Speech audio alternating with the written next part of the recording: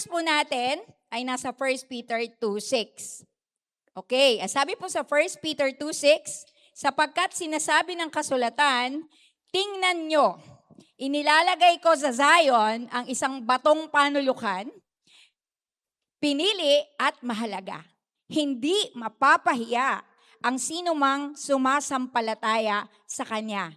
Unang Pedro 2:6. At ang title po natin ay Subok na matibay, subok na matatag. Pakisabi po. Yung may katibayan at katatagan naman na version. 1, 2, 3, go! Ayan, amen. Let's pray. Father, we present to you this preaching. Kayo po ang bahala, Panginoon. Pangunahan nyo kami, Holy Spirit, kung ano po yung nais nyong iparating sa amin, na bago, sariwa, at malinaw na direksyon, Panginoon, after preaching your word. This is our prayer. Patuloy nyo kaming kausapin. In Jesus' name, amen. Okay. So, dito po, syempre ang introduction ko po yung Matthew 7, no? Doon po sa Matthew 7, 24 to 27 na binasa natin kanina, ay pwede ko pong i-share sa inyo yung verse sa kanta. Sana naalala ko pa. Marunong na lalaking nagtayo. Kung kaya nyo po ako, alam nyo po yung song, sabayan nyo po ako. Marunong na lalaking nagtayo. Marunong na lalaking nagtayo, marunong na lalaking nagtayo ng bahay sa ibabaw ng bato. Ulan ay bumagsak, baha ay tumaas. Ulan ay bumagsak, baha ay tumaas. Ulan ay bumagsak, baha ay tumaas. Ang bahay ay di nagiba. Ayan, di nagiba kasi sa ibabaw ng bato. Mangmang na lalaki ay nagtayo rin. Mangmang na lalaki ay nagtayo rin. Mangmang na lalaki ay nagtayo rin ng bahay sa buhanginan. Ulan ay bumagsak, baha ay tumaas. Ulan ay bumagsak, baha ay tumaas. Ulan ay bumagsak, baha ay tumaas. Ang bahay ay nagiba. Amen. So yun na po yun, no? Yun na po yung Matthew 7, 24 to 27. So it speaks of one wise man, one wise builder, and one foolish builder. So we will be talking about yung pagtatayo. Pagtatayo. So una, nais kong i-share sa inyo na meron ng sinabi ang Bible tungkol sa matibay at matatag na pundasyon. Yan po yung key verse natin, no? Hindi na po tayo lalayo. Kasi, sabi no, sa ibabaw ng bato. And this explains by Peter, Apostle Peter, in 1 Peter 2:4 to 8, na ang binabanggit pong cornerstone or chief cornerstone ay walang iba kundi si Jesus Christ. So, ibig sabihin, spiritually speaking, kailangan nating itayo ang buhay natin sa ibabaw ng solid rock. And that is Jesus Christ Himself.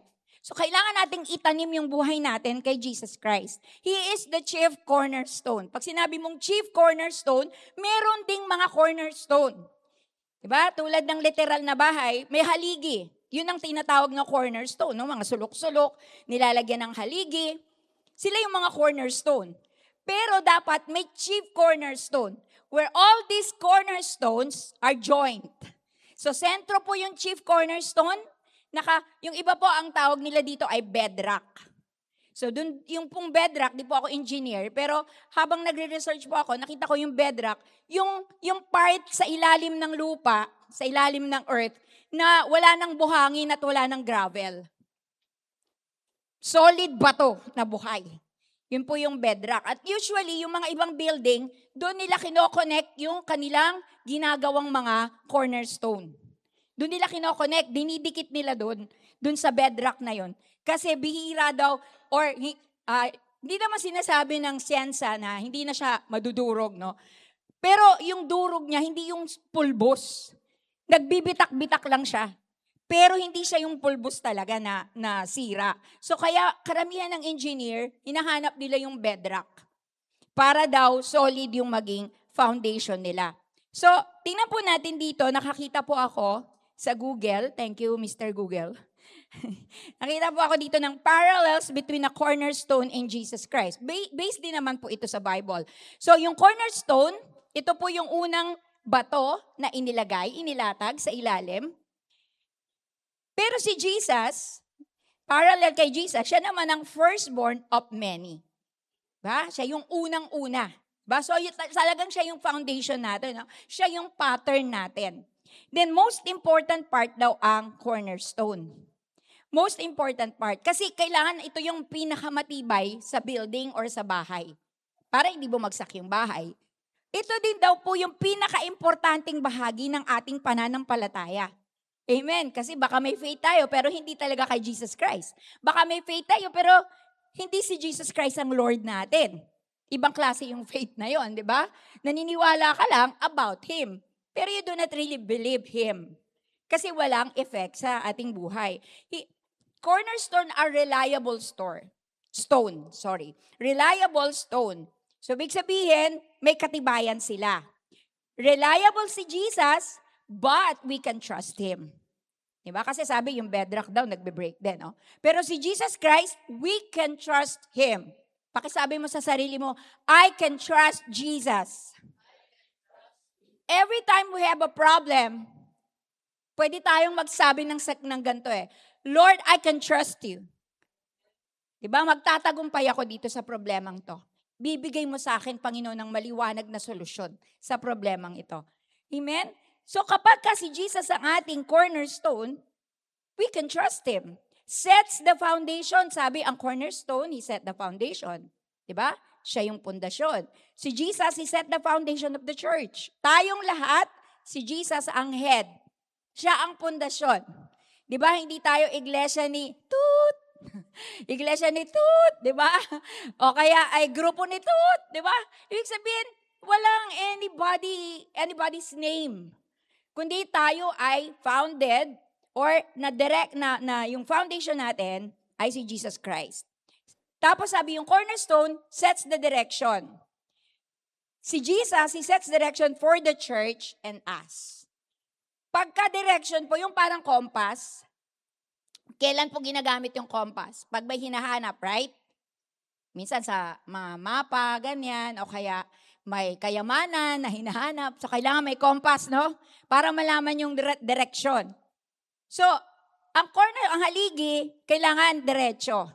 Otherwise, di ba ang magiging building, pag hindi diretso yung haligi, hindi rin diretso yung magiging katatayuan ng building. Amen? So, sabi dito, si Lord nagbibigay ng direksyon sa bawat isa sa atin. Pakisabi sa katabi mo, para hindi ka maliko. Para hindi ka lumiko-liko. Amen? But the problem with us is we don't position Jesus as our chief cornerstone. Kaya, aray, ang daming liko. Diba? Ang daming bumps, kaya ang daming goosebumps. Diba? Kinikilabutan ka sa mga bumps na nangyayari sa buhay mo. Amen? Diba? Nagugulat ka. Kasi nga, hindi si Lord yung nagbibigay ng direksyon. Cornerstone ensures proper alignment. So, diretso. Si Jesus, ganun din. He ensures an aligned life. Pakisabi sa katabi mo, aligned life. Nasa wisyo ka. Hindi yung sino dito naringgan mo na yung mga kaibigan mo o kapamilya mo. Ikaw wala ka talaga sa wisyo. Di ka talaga matino. Diba lagi na lang ganyan? Di ka nag-iisip. Diba? Nasasabihan ba tayo na gano'n? Ay, may mga tumatawa dito, siguro nasabihan na siya ng gano'n, di ba? Pero buti na lang si Lord. Si Lord lang yung qualified na pwedeng mag-align ng buhay natin. Amen? Amen. Kasi kaya pala tayo pumapalpak because we align ourselves, we align mismo yung buhay natin. No? Tayo mismo, we align. Palpak nga tayo Kailangan natin si Jesus para ma-align tayo, para madiretso yung buhay natin. Amen? Provide stability. Cornerstone provides stability. Jesus provides stability for us. Kaya subok na matibay, subok na matatag. Pagka sinabi ko yung subok na matibay, kayo yung sasagot Subok na matibay? Ayan. Only in Jesus. He sets the foundation, He sets alignment, He sets direction, He sets stability. Amen? Structure rest here. So kapag na-build na yung structure, yung building, nakatungtong na siya dun sa pundasyon. Ang buhay mo ba'y nakatungtong kay Hesukristo? Nakakapagpahinga ka ba sa buhay mo? May gala ka ba? Hindi ka ba nalilito? Hindi ka ba gulong-gulo? In Jesus Christ, we can rest. Sabi nga ni Lord, sabi nga sa Matthew 11:28, and Jesus said, come. Di ba? Sabi dito, kalimutan ko na yung song.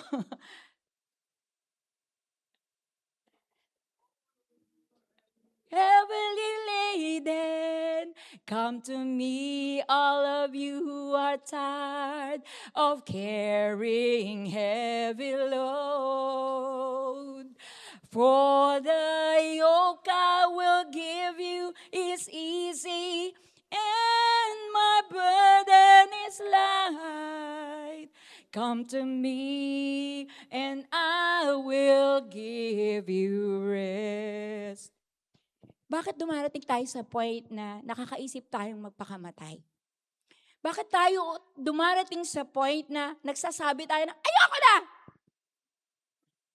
Iiwanan ko na kayo! Yes. Bakit tayo umaabot sa point na nababurnout? Because we don't position Jesus na tumungtong tayo dun sa rest na ibinibigay niya.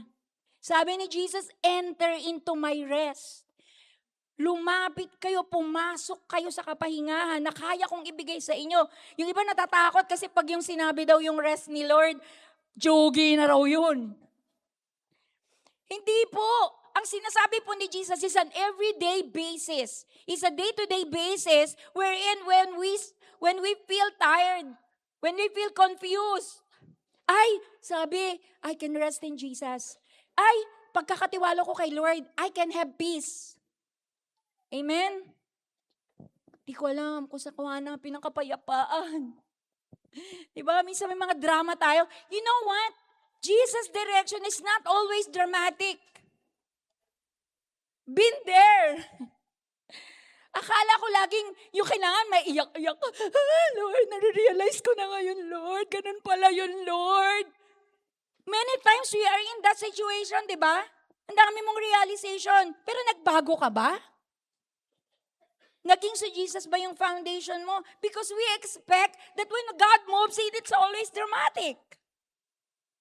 No. Kailangan nating mag-participate. When God sets the direction, we need to participate in our chief cornerstone. We need to change our mindset. We need to give time to Jesus Christ and position Him as our Lord and Savior. Pag siya na yung Lord and Savior mo, hindi ka pwedeng may sariling desisyon. Hindi ka pwedeng nag-iisip ng sariling diskarte. Everything kinoconsult mo sa Panginoon. Kasi siya yung pinakapundasyon mo. Alam mo na kapag siya yung inuna mo, first thing in the morning, matatag ka. Nakangiti ka pa, hindi ka naiinis sa pagkagising mo sa umaga. Ingat sa mga unang nakakausap sa umaga. Ingat tayo. Because yung una mong nakakausap sa umaga, that will influence your whole day.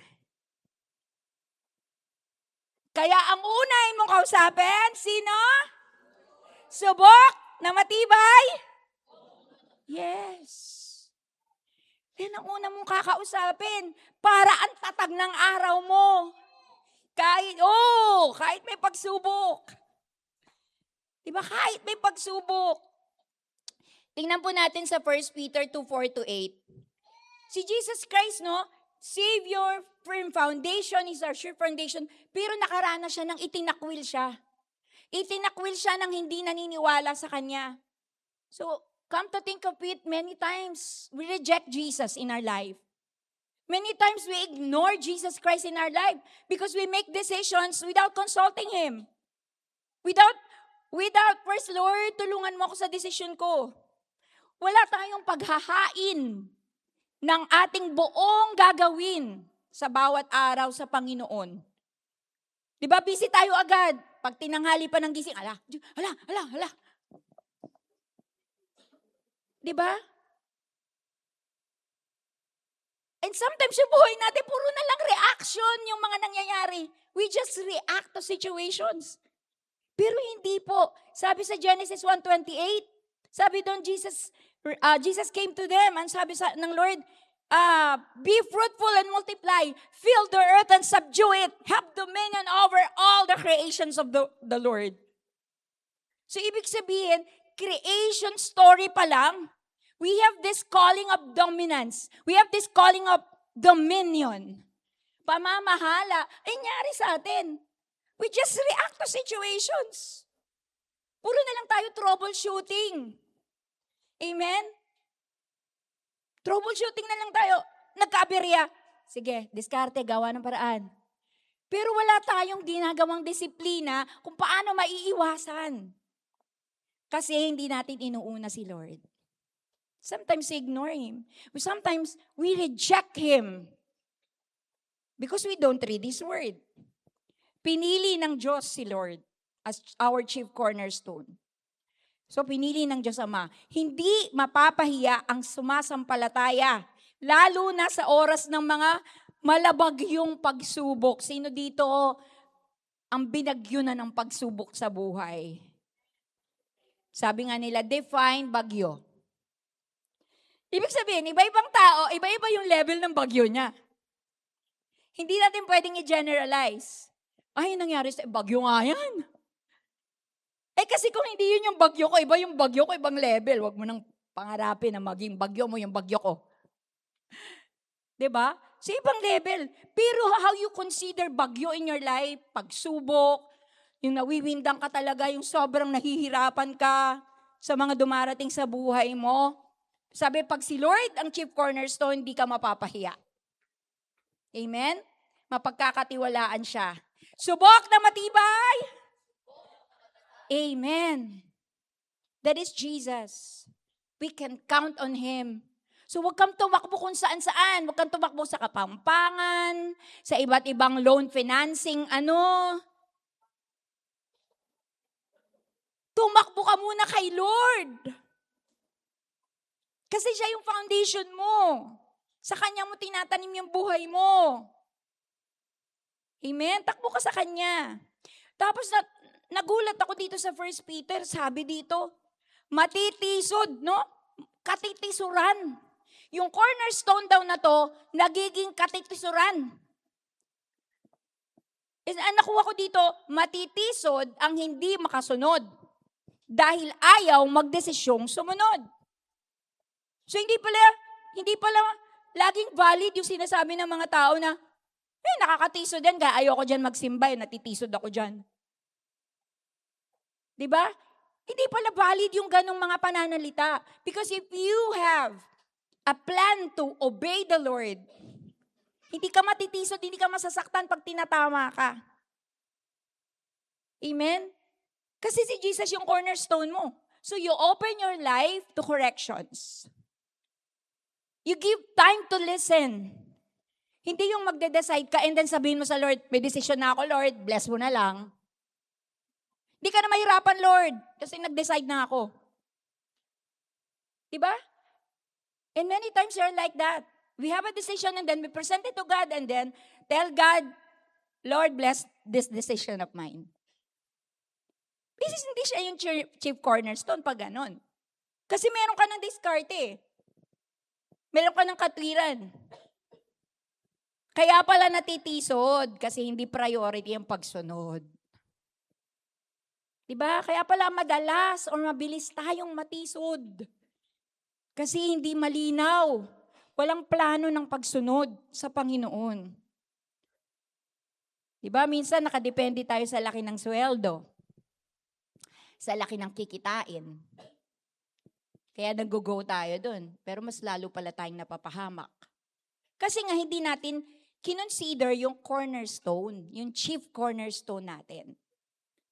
Amen. Pangalawang point ko, yung una, pinakalala ko sa inyo yung ating pinakasaligan ng ating pananampalataya at ng ating kaligtasan. Walang iba kundi ang ating Panginoong Kristo.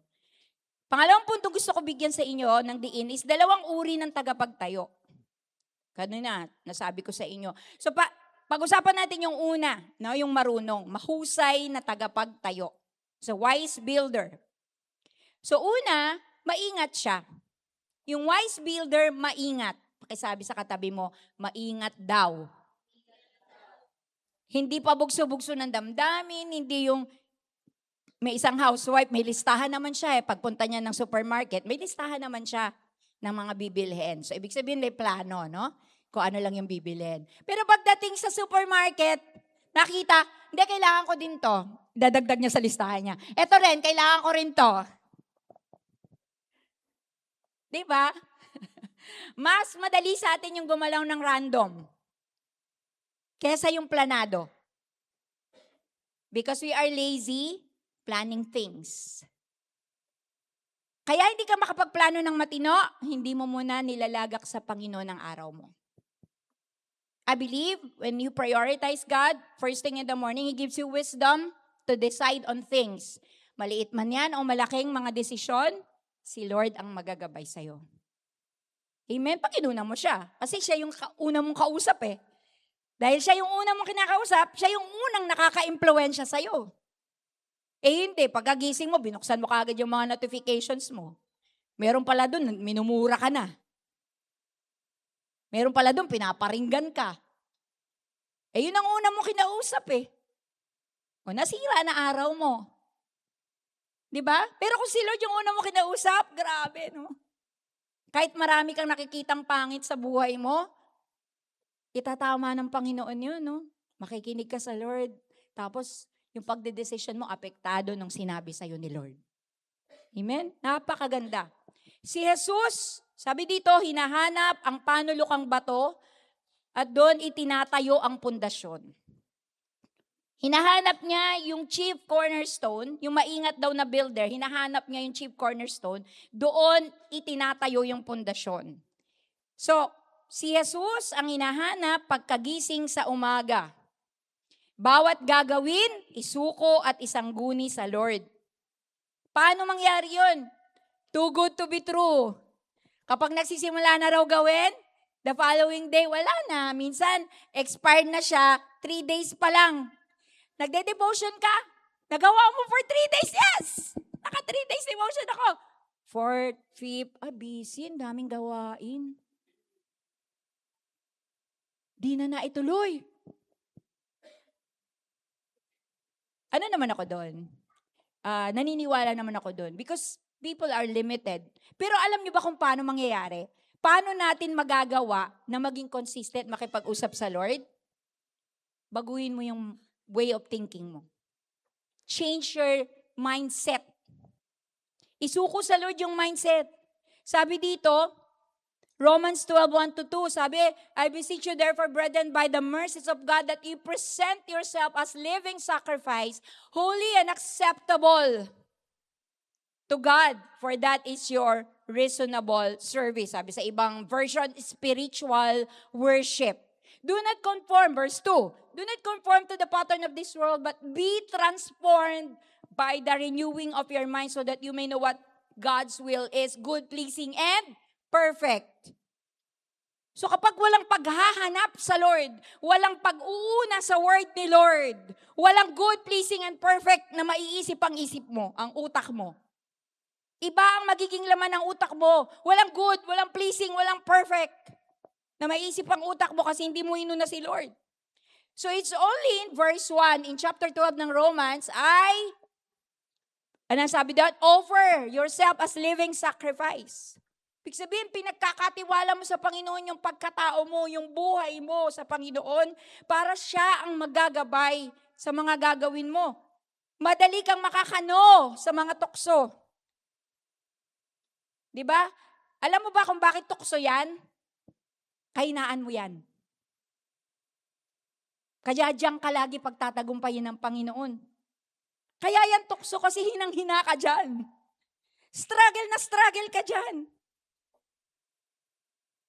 Pero kapag inuna mo si Lord, lagi kang may paraan para lumayo sa tukso. Kaya kapatid, unahin natin baguhin yung takbo ng pag-iisip natin. So that we may think good, pleasing, and perfect in our mind. May malinaw at pinag-isipang plano. Yung builder, yung wise builder daw, may malinaw at pinag-isipang plano sa magagastos, costing, magagastos ng pagtatayo ng house or ng building at itatagal ng pagtatayo. Yung time frame, may time frame, tsaka cost. 'Di ba? Cost, may facing pa yan 4 na facing pa yan sa pagbibuild. So, sinusulat, inuupuan, may plano, may blueprint, tawag doon, may study sa gagawin niya. Laging may kaayusan kay Lord. Amen? Kaya pag nagugulo ka na, lapit kay Lord. Pag may kaguluhan, lapit kay Lord. Kasi siya lang talaga yung may kaayusan. Pero hindi niya yun pinagkakait sa atin. Pag lumapit tayo sa Kanya, ayusin niya tayo. Idadamay niya tayo sa Kanyang character na maayos. Pakisabi sa katabi mo, naniniwala ako maayos ka na. At aayusin ka pa. Amen? Kung maayos tayo ngayon, huwag kang mag-isip na hindi ka naaayusin o wala nang aayusin sa'yo. Araw-araw may inaayos sa atin. Sino naniniwala doon? Pero magpaayos ka. Kasi benefit mo rin yun Beneficial yun sa'yo. Amen? Upuan mo, sipagan mo, planuhin mo, and then repeat the cycle lang. Amen? Upuan mo, pray to God, give everything to the Lord. Diba? Lahat ng mga plano mo sa buhay, panalangin mo, i-present mo sa Panginoon. Sa Corinthians, may binabanggit doon na ginto, pilak, at mahalagang bato kasama sa pundasyon. So, ibig sabihin, hindi pwede na yan. Diba? Kasi tina-target yung target date sa mga housing, diba? Usually, ganito, no? Diba? May target date para matapos yung mga housing, mga project, mga building, housing projects. Tapos, pag tumitira ka na-take out na, titiran mo na, hala, ilang buwan pa lang, basag na yung tiles. Diba, natanggal na yung mga jalousie. Nakot-kot na yung mga pintura.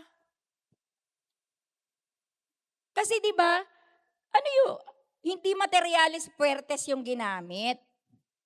So dapat, ang wise, sabi dito, ang mahusay na tagapagtayo, hindi niya tinitipid yung pagtatayo. Kaya nga pinaplano muna Hindi napapasubo lang, kundi pinaplano.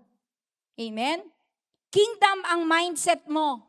Nasa kaharian ka ng Diyos. Kaya ang pag-iisip mo ay pangkaharian ng Diyos. Kasi nga lumalapit ka kay Lord.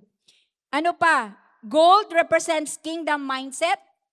Silver represents redeemed mindset. Natubos ng dugo ni Jesus yung pag-iisip mo. You have the mind of Christ through the blood of Jesus. Kasi binabasa mo na yung word niya. Amen?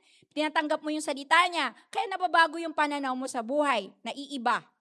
Hindi naman bigla-bigla yun. Unti-unti yun. Habang tinuturuan ka ng Lord sa bawat araw, yun ang inaayos ng Lord sa'yo, no? And then yung sinasabing precious stones, mahalagang bato, it symbolizes the mindset of a child of God. Amen? The mindset of a child of God. Sabi nga, don't just react on situations. Know the purpose of God and position yourself as a child of God. I-position mo yung sarili mo. Minsan nahihiya ka kasi pabalik-balik ka sa kasalanang paborito mo. Naniniwala ba kayo na meron tayong paboritong kasalanan? Yung hindi na tayo makalaya, paulit-ulit na tayo daw. Umiyak naman tayo. Lord, sorry, Lord. Pero kinabukasan, nato ka na naman. Paborito mo kasi yung kasalanan na yun. Pero nahingi ka pa rin naman ng tawad. Kasi alam mo naman that God is gracious. He's full of grace. I can ask forgiveness every time. Amen? Don't condemn yourself. Kaya tayo ganun mag-isip. Kasi hindi natin pinapasakop sa Lord. Unang-una sa umaga ang ating pag-iisip. Kaya nga sabi ng tatay ko, lagi niyang sinasabi noon, kolokoy. Ibig sabihin ng kolokoy.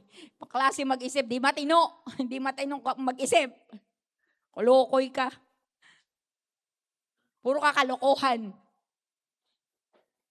Yan. Puro ka kapilosopohan. Minsan napagalitan po ako ni pastor kasi talaga naman po ako'y maraming katwiran.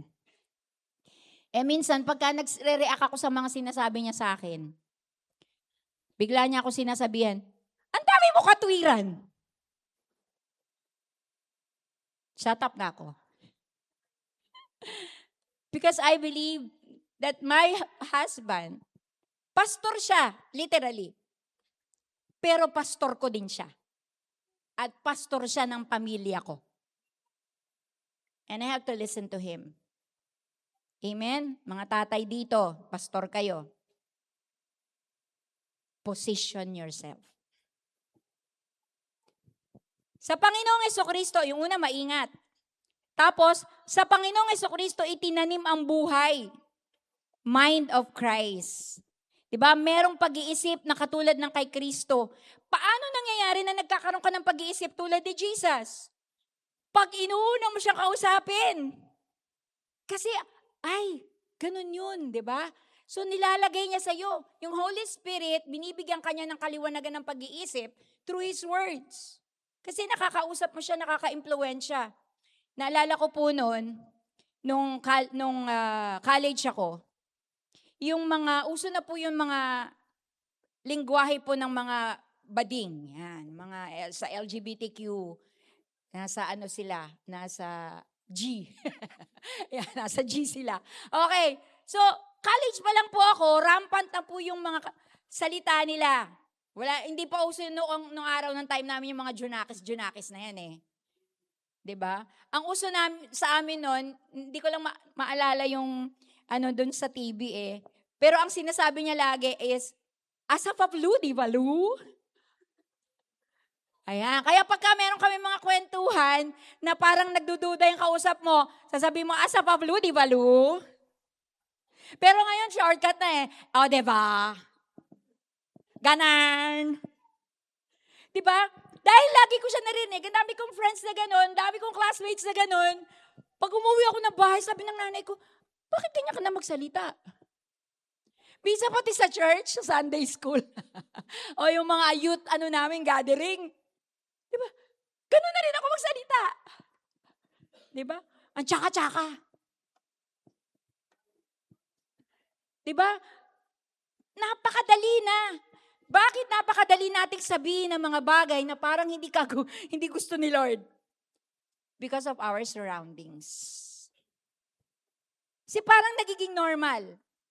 Pakisabi sa katabi mo, yung normal sa mundo, hindi ibig sabihin yun ang gusto ng Lord. Kaya nga ang sinasabi sa atin sa Romans 12, magbago ka isip. Do not conform to the pattern of this world, but be transformed by the renewing of your mind. Sa pag-alay mo kay Lord, nire-renew ni Lord yung mind mo. Amen? So, sino dito ang tinamaan? Amen. Tayong lahat ay tinatamaan. Kaya itama na natin. Amen. Batalino yung isa, mahusay, isa naman mangmang. Ito namang mangmang, hindi maingat. Kung maingat yung isa, ito naman hindi maingat. Pakisabi sa katabi mo, wala raw plano. Come what may, she believes something I've never known before. Diba? Pakisabi sa katabi mo, umusad ka naman, wag nang ganun. Magplano ka na. Buhay mo na yan, hindi mo pa pinagpaplanuhan. Tapos suggest ka sa iba, uy, alam mo ito, ganda nito, ganyan. Ikaw, kumusta ka? Anong plano mo sa buhay mo? Kagagaling magpayo. Pero ang buhay, walang galing. Hanggang kailan natin paninindigan ng mali sa buhay natin? Hanggang kailan natin paninindigan na okay lang yun, di kasi ako makaano eh. Ito na ako eh. Hindi ko na kaya eh. Kaya nga, alam ni Lord yun na hindi mo kaya. Kaya nga sabi ni Lord, come to me all of you who are tired. Sabi niya, ano yan, more my yoke is easy. Ibig sabihin, meron pa rin responsibilities, meron pa rin tayong mga kakaharapin, but my yoke is easy and my burden is light. Magaan na kasi kasama na natin si Lord. Mas magaan na, hindi na tayo nalilito. Amen? Hindi maingat. Fathers and husbands. Sino mga fathers and husbands dito? Taas kamay ng iwagayway. Amen. Panindigan ang iyong home pastoral duties. You are the pastor of the family. That is your calling. You take the leadership, you guide your family to the Word of God, to the fear of the Lord. Kaya babantayan mo yung sarili mo mismo. Kasi ikaw ang mangunguna sa pamilya mo. Mga tatay, sorry ha, kung medyo masasaktan tayo. Sana hindi. Minsan kasi ganito tayo magsalita. Bahala na nanay mo dyan. Pag kami nagsabing anak sa'yo, doon ka sa nanay po pumunta.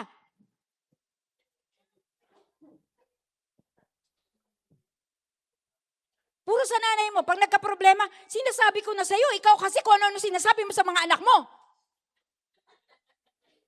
Diba? O tingnan, natatawa kayo. So, ang dami natin kailangan baguhin sa mindset natin eh. Kaya nga, may anointing ka pag pumuposisyon ka sa calling mo, mga tatay at mga asawang lalaki. Amen ba? Subok na matibay. Oy, mga tatay lang. Mga tatay at mga asawang lalaki lang. Subok na matibay. Ano ba yun? Di ako convinced. Subok na matibay. Amen. Stand up with your calling, fathers and husbands. You know what? When you position yourself as the anointed leader of the family, blessing will flow and overflow in your family. There will be a divine covering in your family because you position yourself with the anointing of God in your calling. Amen. Position yourself. Amen. May kasalang bayan na magaganap. Amen.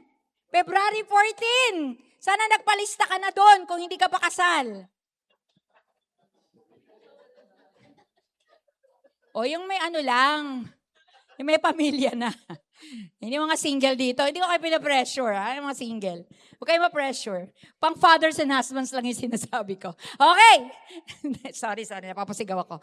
Mothers naman. Sino mga mothers and wife? Ibagayway, mga kamay. Okay, konti na lang. Umunti. Okay. Eto, makinig kayo. Kailangan pumosisyon kayo sa calling na to. Ano yung calling? You are the wind beneath my wings. You are the wind beneath the wings of your husband. Kayo ang magpapagaan ng kanyang paglipad, ng kanyang pag-usad. He will be inspired to be productive. Hindi yung, ito lang yung binigay mo. Diba? Puro ngaw-ngaw.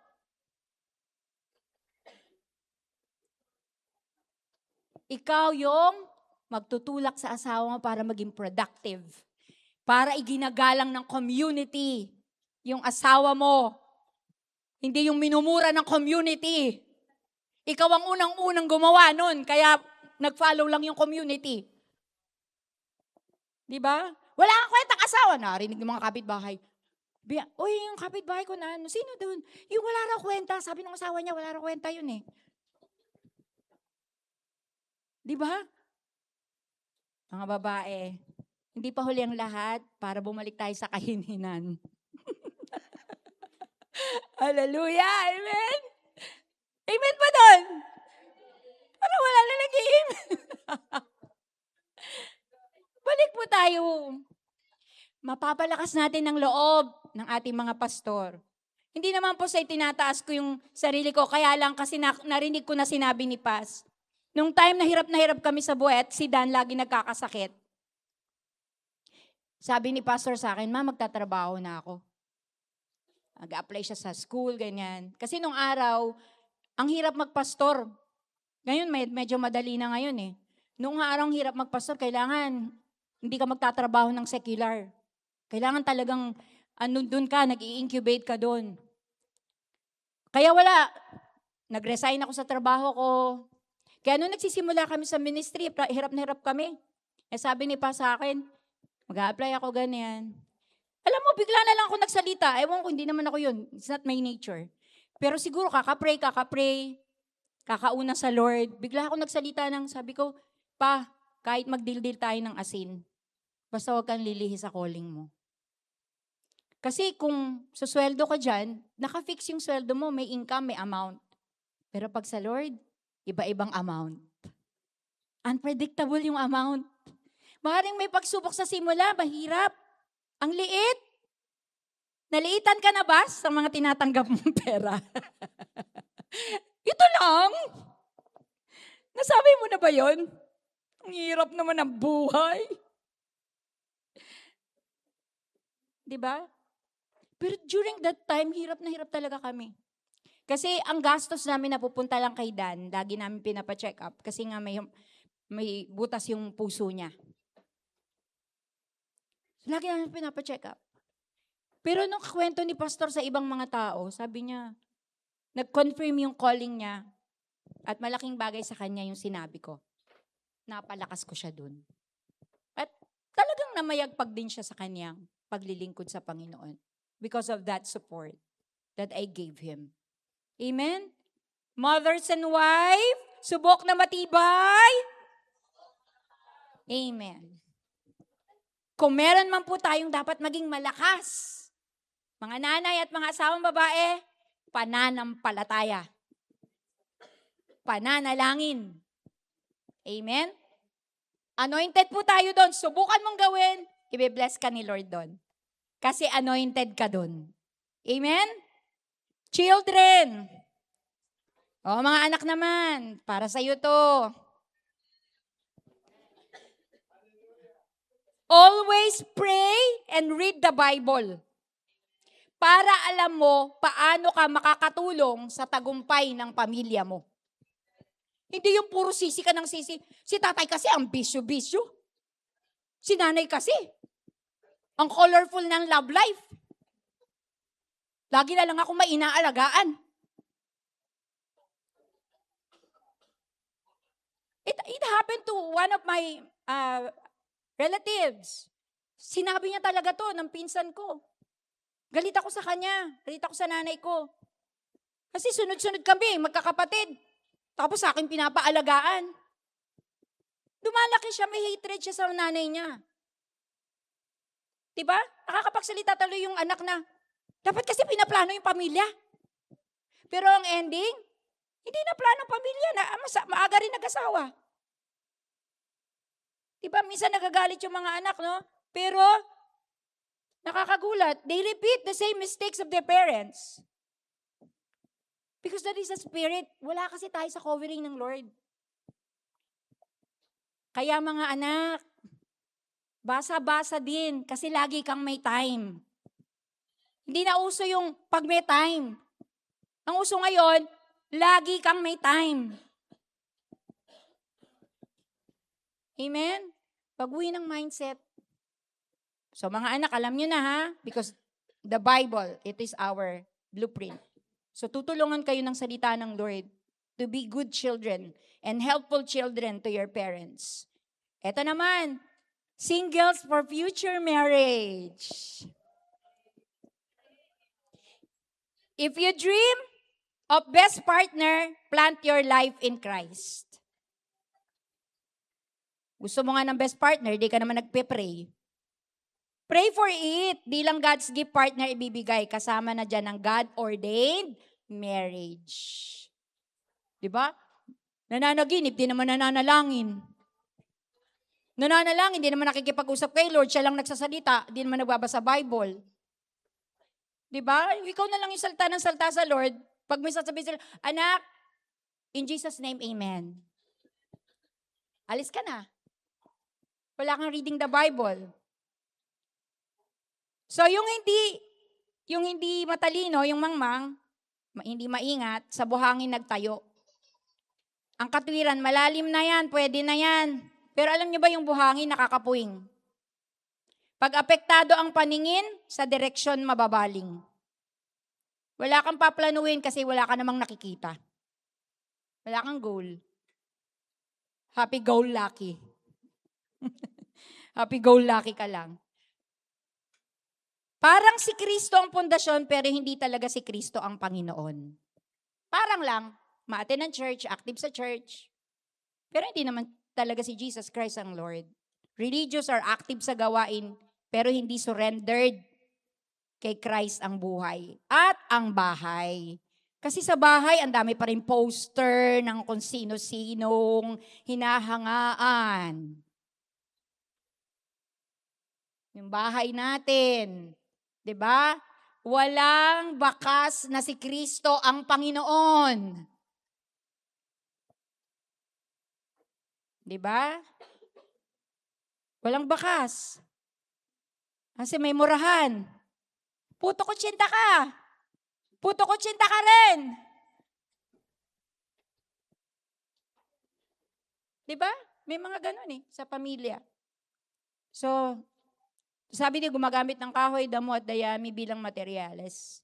Kasi yun lang daw yung kaya ng budget. We settle for reachable, comfortable, and affordable.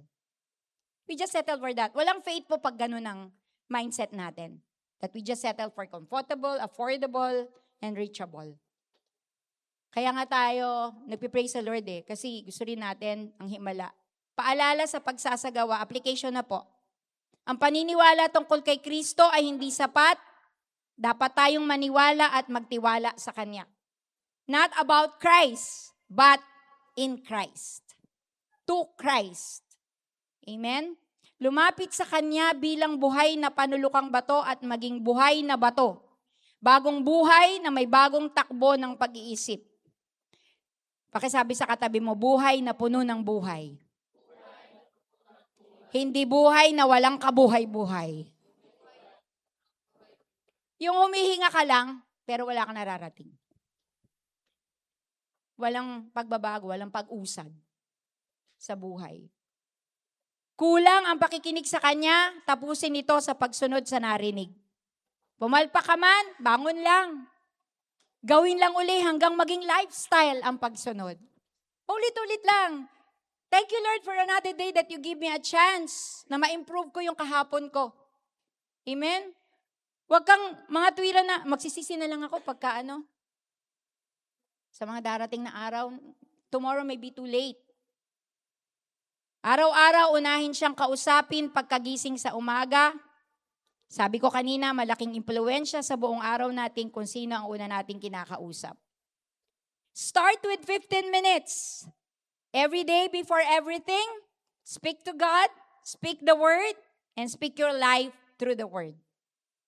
Kahit 15 minutes lang, you start. Every day. Ano sa gagawin? Speak to God, pour out everything to the Lord, and then speak the Word. Yung nabasa mo sa Kanyang salita, sabihin mo sa sarili mo. Speak it out, repeat it, and then speak your life to the Word. Ibig sabihin, i-apply mo na ngayon kung ano yung Word na dinideclare mo. Kung ano yung Word na sinabi sa'yo ng Panginoon. Amen? And I ask everyone to stand. Let's read our conclusion.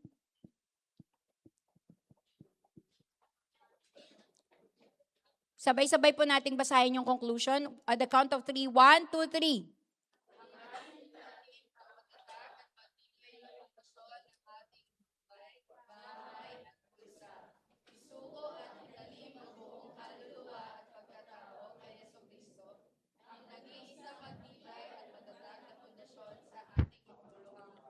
Amen.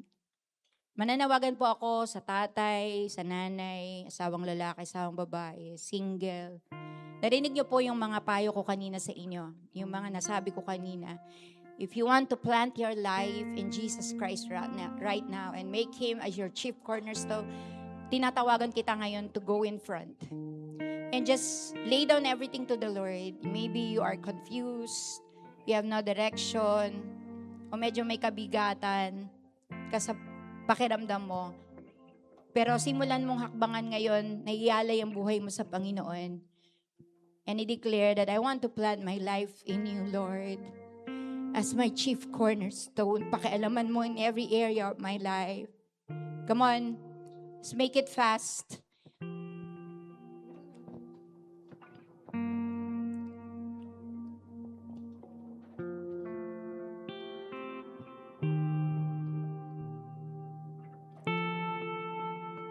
Gusto ko isipin mo kung anong area yung ginagalaw ng Lord ngayon sa'yo. Kung anong area yung pinapakialaman sa'yo ng Panginoon.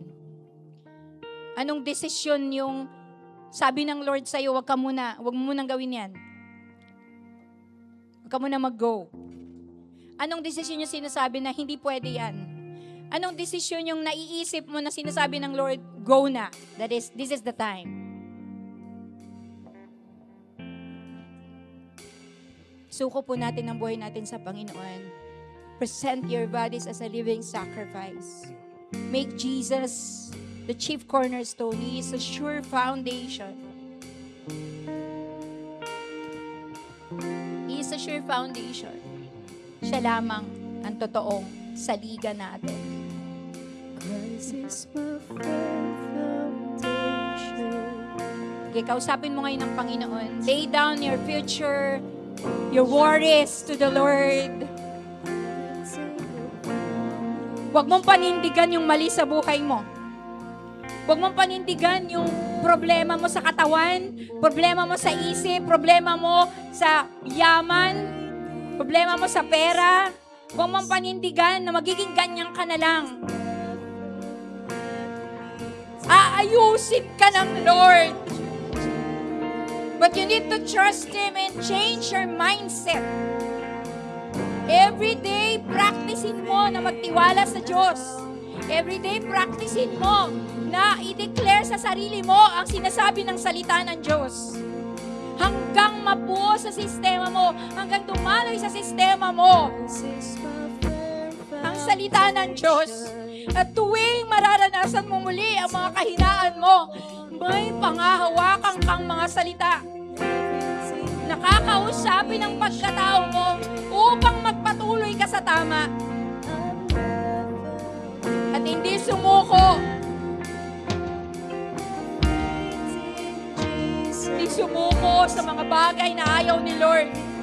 Kundi susuko kay Lord. Ipagkakatiwala ang buhay sa Panginoon. Ano mang gulo ang nararanasan mo, kapatid, sa isip mo, lapit ka sa Lord.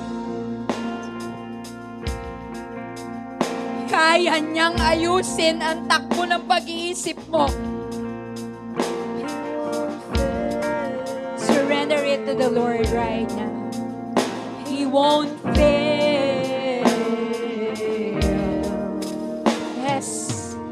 I will never leave you nor forsake you, says the Lord. I will never leave you nor forsake you, says the Lord. Yes, Lord. Lord, I pray for my brothers and sisters. Make every one of us realize na wala nang ibang panahon para magsimula ng pagbabago. Para panindigan ang bagong buhay na binigay mo sa amin. We want the mind of Christ. We want to think like the mind of Christ. But Lord, help every one of us na isubmit, isurrender sa iyo ang dati naming buhay, ang dati naming takbo ng pag-iisip. Panginoon, tulungan mo kami. Tulungan mo kami sa pagdedesisyon na baguhin ang takbo ng aming pag-iisip. Tanggalin ang mga bagay, mga libangan na hindi nakakatulong sa tamang pag-iisip. At papasukin ang mga practices na kung saan lulusog ang aming pag-iisip, maiisip namin ang good, pleasing, and perfect.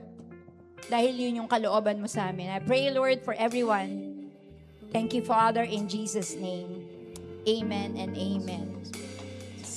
Yung mga invited po, pwede, thank you po sa inyo. Yung mga invited po na bago, pwede po namin kayong mahilingan dito sa harapan. Ayan.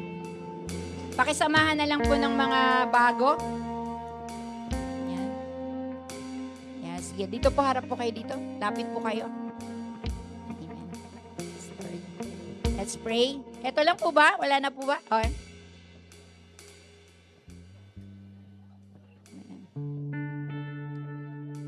Palakpakan po natin yung ating mga bagong, ating mga VIPs. Yes, yung mga nagdala po, harap po kayo sa congregation. Yun lang po nagdala sa inyo. Yan, dito po kayo sa akin. Yan, palakpakan po natin yung mga nagdala. Si Dayan tsaka si Marinil. Amen! Uy, meron pa tayo pahabol. Come here, come here. Dito po, dito po. Yes. Palakpakan po natin mga VIPs. Yes. Si ate nag-invite na siya. Wow! Palakpakan po natin. Woo! Thank you, Lord. Sige. Lapit na po kayo yung mga dito na po kayo harap yung mga, nagdala. Pray po. Let's pray for them. Father, we thank you and tulungan niyo po sila sa kanilang pagdedesisyon na paghariin kayo sa buhay nila. As they talk to their follow-up guide, Panginoon, ikaw ang patuloy, Panginoon, na bumagaw ng kanilang puso, Panginoon. Tumulong sa kanila, Lord God, para mas makilala kanila ng lubusan at tanggapin sa kanilang buhay. Ito ang aming samot dalangin sa pangalan ni Jesus. Amen. Amen.